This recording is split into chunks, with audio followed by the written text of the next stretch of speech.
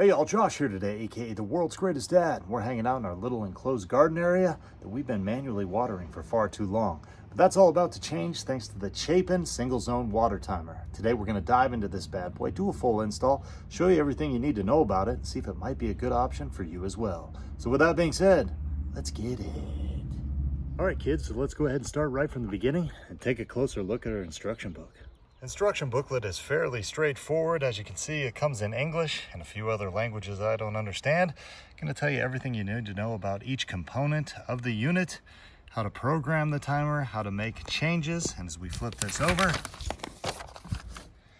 also has some information on manual watering and some do's and don'ts of the unit as well. So to power this thing up, you're simply going to need two AAA batteries, and to access the power center, all you're going to do is open this up, pull off that little cap right there, pull out your battery compartment, load up your batteries, slide that back in, put your cap on, and you're going to hear a noise just like that. We're good to go. Now, a couple things about the construction of the unit itself. Number one, it's going to come with this nice rubber filter gasket here. And basically that goes just right here at the top where your hose inlet comes in. And that's going to trap any dirt particles so they don't get inside the unit. The second thing is this is constructed of a heavy duty plastic material. And it's also got this nice water resistant cover right here to help protect all your programming. Now, before we get this thing all hooked up to our hose and watering, let's go ahead and take a little closer look at the knobs and how we program and run this thing.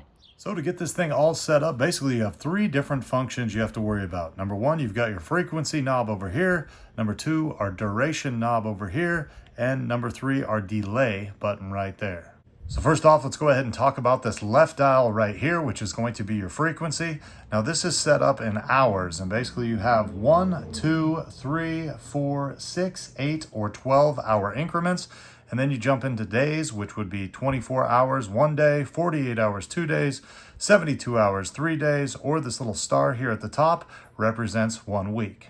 And our right knob over here is going to represent duration. And basically you have 10 different available increments going from 1 minute, 3 minutes, 5 minutes, 10 minutes, 15 minutes, 20 minutes, 30 minutes, 60 minutes, 90 minutes, 120 minutes, or that green at the top is going to be manual operation. Now, before we get into this delay button right here, let's go ahead and set this up for an example. Let's say we wanted to water once a day for 60 minutes. So basically we'd take our frequency knob, move it to the 24-hour mark, and then we would take our duration knob and move it to the 60-minute mark. So we got our frequency set up and our duration set up. The only problem is I don't want to water every single day at about 12 p.m. I want to water every day at 4 a.m. So to achieve that, we're simply going to use this delay button right here. And basically we're going to hold this down for 3 seconds. The battery light is going to turn solid.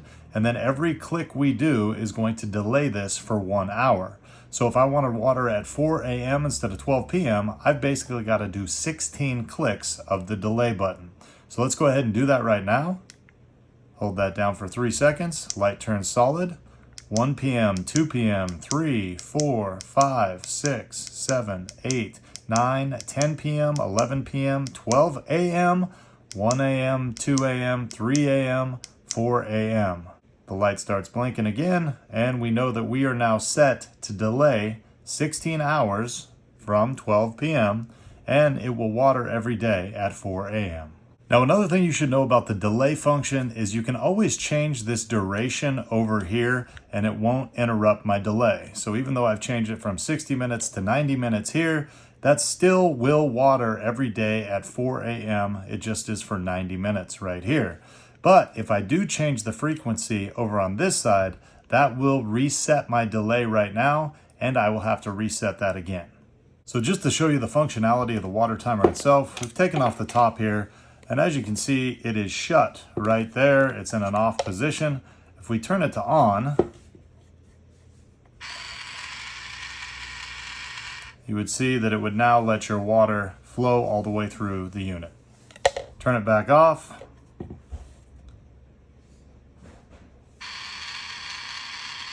And it closes off. So now that we got this bad boy all programmed up to water our garden at 4 a.m. every morning, let's go ahead and get it attached to this faucet. Make sure we don't have any leaks.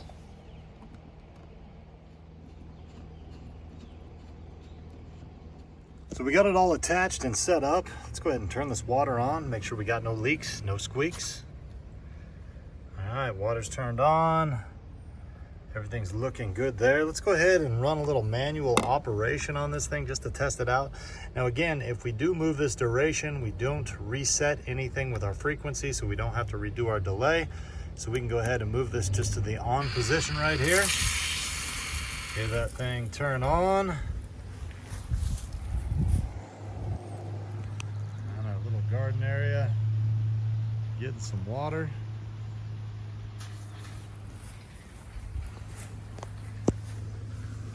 Everything looking good.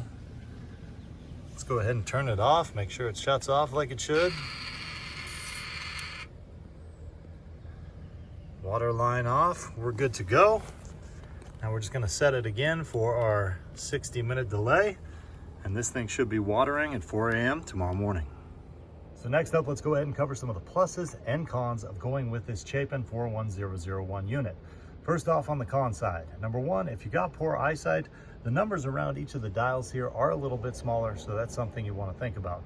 Number two is the fact that you got to do some math when you want to set this thing.